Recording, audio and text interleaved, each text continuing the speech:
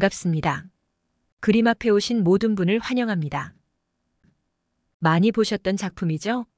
오늘 소개할 작품인데요. 이미 많은 분들이 이 작품의 내용을 알고 계실 겁니다. 존엄하고 성스러운 창세기 내용이지만 불행하게도 매우 불경한 묘사가 담긴 대표적 작품이기도 합니다. 인류 역사에서 가장 먼 시간에 있었던 신비의 장소인 에덴 동산에서의 타락과 추방에 관한 이야기를 살펴봅니다. 같은 주제의 여러 가지 작품들이 전시되고 있는데요. 이 작품 속에서 여러분들이 미처 깨닫지 못한 부분은 어떤 것인지 확인해 보시기 바랍니다. 세계에 흩어진 명화를 찾아 세밀히 그 내용을 살펴보는 유튜브 명화 소개 채널. 내 집은 미술관 시작합니다. 너무나 유명한 화가이기에 짧게 소개하겠습니다. 중세 최고의 화가 중 한 명인 미켈란젤로입니다. 그의 유작을 살펴보면 그가 조각가, 화가, 건축가, 시인임을 알 수 있습니다. 태어나면서부터 천재성을 지닌 인물입니다. 르네상스 시기를 대표하는 거장으로 피렌체, 로마 등 이탈리아 여러 지역에 거주하면서 수많은 걸작을 남긴 위대한 예술가입니다. 미술 사학자들에 의해 평가된 그의 작품은 인생의 고뇌를 작품에 녹였고 신앙적으로는 주제를 성경과 미적으로 잘 조화시켜 불후의 명작을 남긴 인물로 평가합니다. 그래서 이렇게도 말할 수 있습니다. 일반인이 이탈리아를 여행한다는 것은 그가 남긴 명작들을 보러 가는 셈입니다. 후에 중세 화가들을 소개하는 코너를 마련하게 되면 이 화가에 대해 더욱 자세히 알아보도록 하겠습니다. 이 그림은 이탈리아 로마 시내에 위치한 바티칸의 시스티나 성당에 그려진 천장벽화 중 하나입니다. 창조주의 손가락과 첫사람 아담의 손가락이 만나는 장면을 기억하시죠? 그 장면이 있는 천장에 그려진 그림의 한 부분입니다. 구도를 먼저 살펴보며 작품을 분석하고 감상할 것을 살펴보겠습니다. 가장 눈에 띄는 것은 좌우 대칭과 대비를 이룬 구도입니다. 중앙에 있는 사탄과 천사가 선악과 나무를 중심으로 좌우에 자리 잡고 있고 길게 뻗은 손동작도 동일합니다. 한쪽은 등을 보이고 한쪽은 가슴을 보이고 있죠? 죽음으로 몰아가는 사단의 선악과를 건네는 손이 있고 생명을 지키기 위해 뻗은 천사의 칼이 있습니다. 사람을 죽이는 손과 생명을 지키는 손이 대조를 이룹니다. 아담 부부의 몸동작 또한 대조와 대비를 이룹니다. 왼쪽은 평안함을 누리는 광경인데 오른쪽은 처참한 광경입니다. 에덴 동산 안에서 밖으로 나온 삶이란 세계 최고급 리조트에서 지냈던 삶이 한순간 길거리 노숙자가 된 것보다 더 심한 상황입니다. 이해되시죠? 다음으로는 환경 역시 묘한 색의 대조를 이룹니다. 풍성했던 에덴 동산을 묘사한 왼쪽에는 딱딱하고 메마른 바위와 죽은 나무가 있게 묘사했고 차가움이 느껴지는 색을 사용했습니다. 반면에 죽음과 함께 힘든 삶을 살아가야 할 에덴 동산 밖인 오른쪽은 따스함이 느껴지는 노란색 계열의 색이 사용되었습니다. 단순한 그림이지만 작은 부분에도 많은 대조와 대비를 활용해 완성한 작품입니다. 작품을 이해하기 위해 작품의 배경인 구절을 먼저 살펴볼까 합니다. 성경의 시작이며 이 땅의 시작에 관해 기록한 창세기에는 일정한 순서가 기록되어 있습니다. 창세기 1장에는 주 7일 의기원인 천지만물이 창조된 6일의 순서가 기록되어 있고 2장에는 이브의 탄생에 관한 기록이 있어 가족 의기원이 등장합니다. 특히 창세기 2장에서는 이 그림의 장소인 에덴 동산이란 단어가 처음으로 등장합니다. 3장에는 사탄의 유혹에 하나님을 배신한 불순종이 기록되어 있으며 인류의 원죄가 시작된 원인과 그 배경이 매우 자세하게 기록되어 있습니다. 그 다음 편인 창세기 4장에는 최초의 살인사건인 가인의 범죄가 기록되어 있어 타락한 인류의 생활을 볼 수 있습니다. 이 기록을 참고하면 이 작품은 창세기 3장을 기초로 제작된 것임을 알 수 있습니다. 많은 분들이 이 그림을 인류의 타락과 에덴 동산에서의 추방이라는 내용은 알고 있으나 화가가 원문이 기록대로 그리지 않은 부분에 관해서는 잘 모르고 계십니다. 어떤 부분들이 원문과 다르게 그렸을까 궁금한데요. 그 부분을 알아보겠습니다. 그리고 왜 이 작품이 불경한 내용의 대표적인 그림인지도 살펴보겠습니다. 사건의 발단을 일으킨 중앙의 화려한 뱀부터 살펴보겠습니다. 뱀은 사탄을 의인화한 것입니다. 그래서 모습은 사람이지만 꼬리는 뱀입니다. 하나님의 형상대로 창조되었다는 인간보다 뱀이 훨씬 더 화려한 색을 띠고 있죠. 그만큼 유혹을 강하게 일으킬 수 있는 존재라는 의미가 아닐까 생각해 봅니다. 이브가 여성이니 여성스럽게 접근했을 것임을 알 수 있습니다. 실제로 이브에게 접근한 사단의 말솜씨, 즉 대화수를 분석하면 상당히 세련되며 전문적인 대화법을 지니고 있습니다. 사단의 몸을 자세히 보시겠습니까? 이 사단의 몸에 신기한 표현법이 담겨 있습니다. 보통 중세 명화 속에서 발견되는 천사들이나 가상의 인물들을 보면 얼굴을 중심으로 남성인지 여성인지 또는 중성인지를 표현합니다.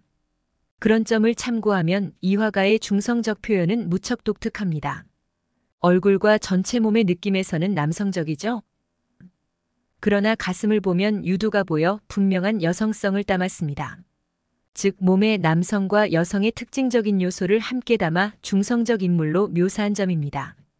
대부분 얼굴에 담아 표현했던 것과는 무척 다릅니다. 이런 표현은 매우 작지만 특이한 표현법이니 참고하시기 바랍니다. 현재 나무를 칭칭 감고 있죠? 나무 줄기를 완전히 장악한 모습인데요. 이 의미는 선악과를 장악해 인류를 쓰러뜨린 사단의 힘을 강조하며 아담과 이브를 유혹하기에 충분하고도 강력한 악의 무기가 있음을 드러냅니다. 이들의 연결된 부분을 볼까요? 사단과 이브의 손을 보면 연결되어 있죠? 그리고 아담과 이브는 몸이 겹쳐 있게 묘사해 부부가 공모해 죄를 범했다는 표현이 됩니다. 이렇게 손과 손, 몸과 몸이 연결된 것은 죄의 전염성과 범죄의 공모성을 의미합니다. 인류의 첫 부부인 아담과 이브를 볼까요? 당시 이 지구의 총인구 숫자가 2명이었습니다. 믿기지 않죠? 이브는 현재의 흑인, 백인, 황인종을 아우르는 모든 인류의 모체입니다. 아담이 그의 아내의 이름을 하와라 불렀으니 그는 모든 산자의 어머니가 됨이더라.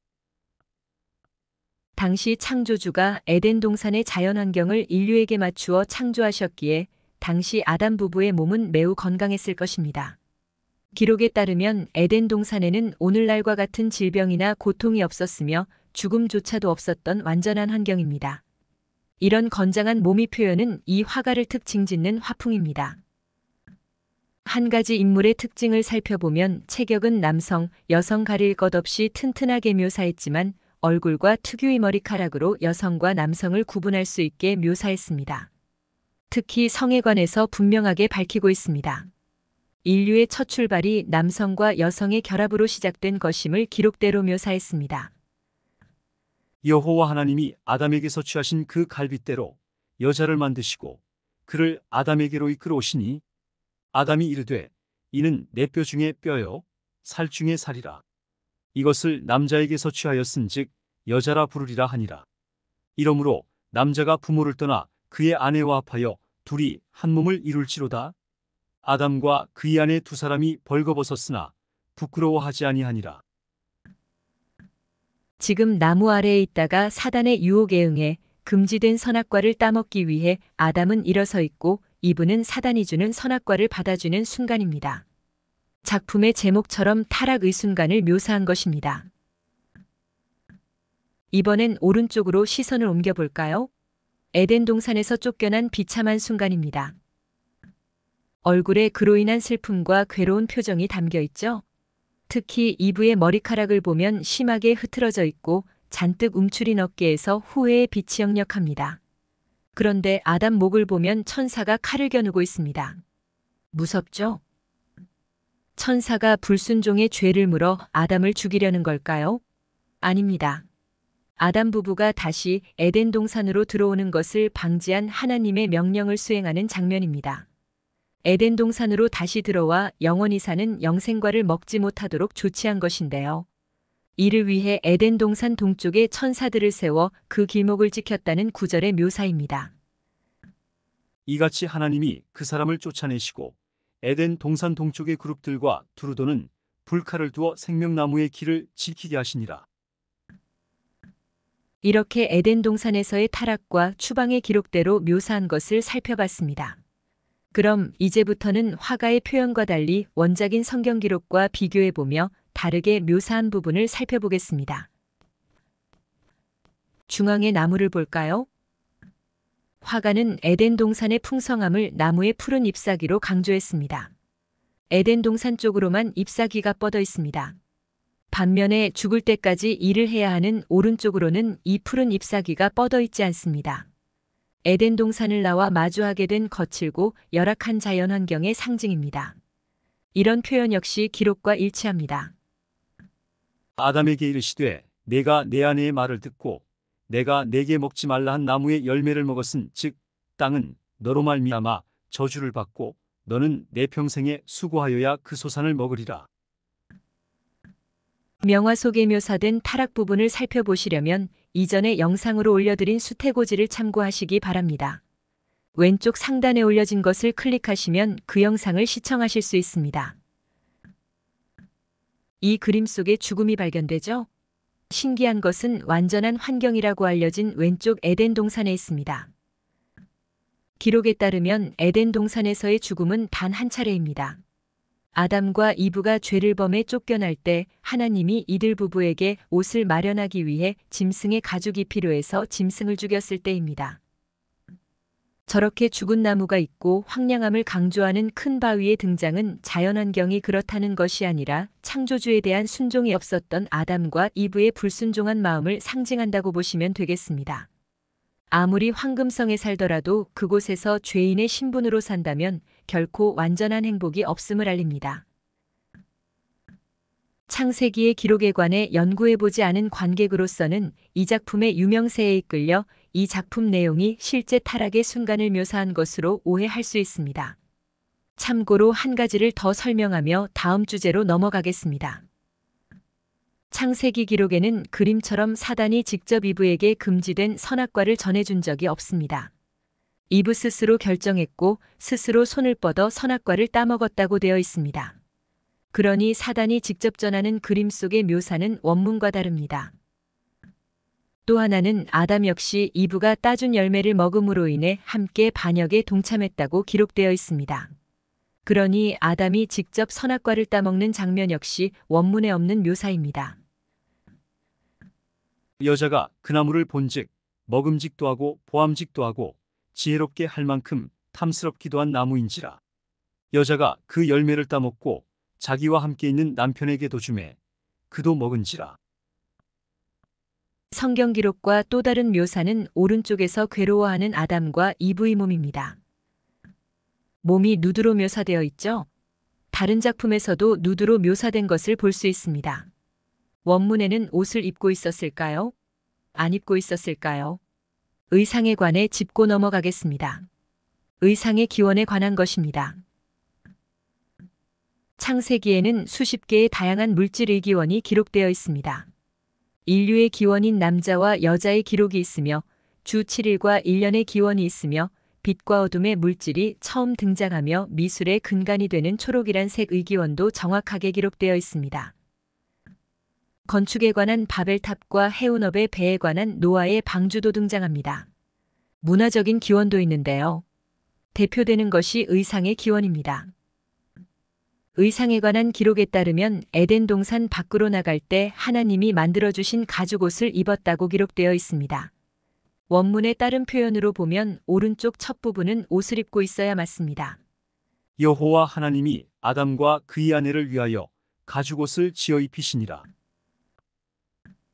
그럼 가죽옷이 전에는 누드로 있었을까요?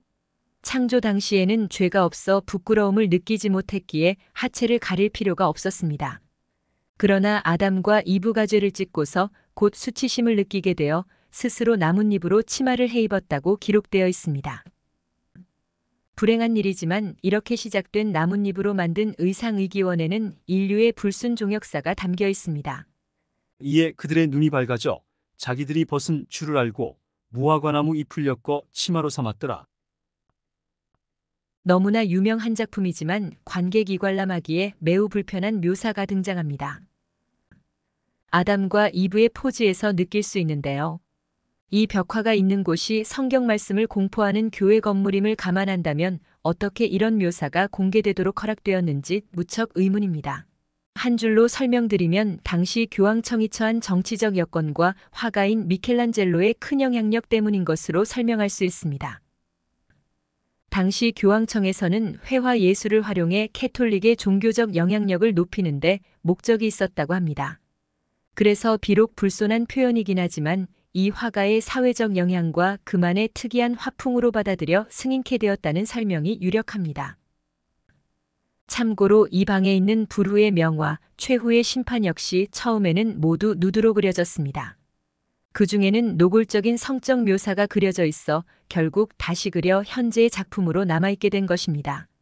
화가 개인적인 표현 성향으로 볼 수 있겠지만 시대 상황을 고려해보면 화가와 교황청 간의 알력이 있었기에 교회를 향한 화가 개인의 불만이 녹아진 표현이 아닐까라고 생각해 볼 수도 있겠습니다.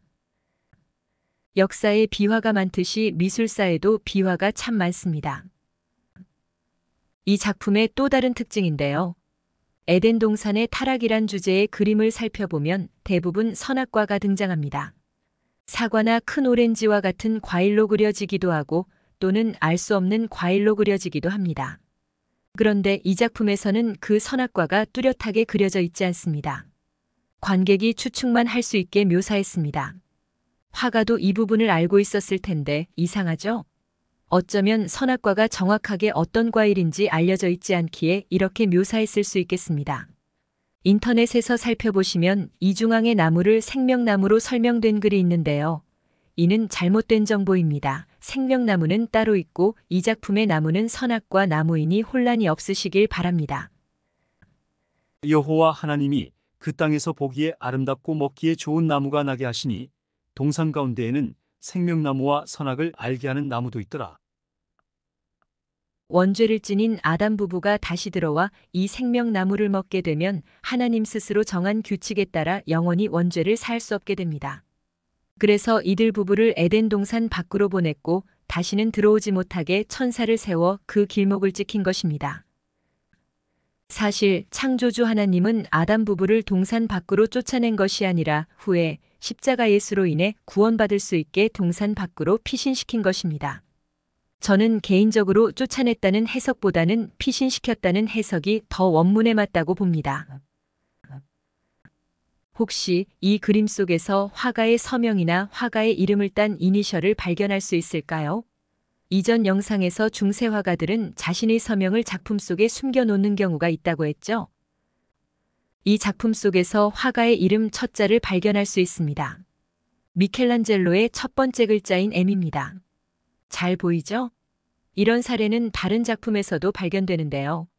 곧 함께 분석하고 감상할 이 작품 속에도 마리아의 첫 자에 해당하는 M자가 있습니다. 한번 직접 찾아보시기 바랍니다. 이 작품은 너무 길어 3부로 나누어 곧 소개할 예정입니다. 그림 여행을 마쳐야 할 시간입니다. 오늘은 유럽 방문하면 꼭 들리고 싶은 바티칸에 그려진 작품을 찾아봤습니다. 이 시스티나 성당에는 다른 화가들의 유명 작품들이 함께 그려져 있습니다. 욕심 같아서는 따로 코너를 마련해 이 성당 안에 그려진 모든 작품을 세밀하게 원문과 비교하며 설명드릴 수 있으면 좋겠다는 생각을 해봅니다. 유럽에는 특정한 교회 건물 안에 수많은 작품들이 있는 경우가 많거든요. 그렇게 될 수 있기를 기도해봅니다.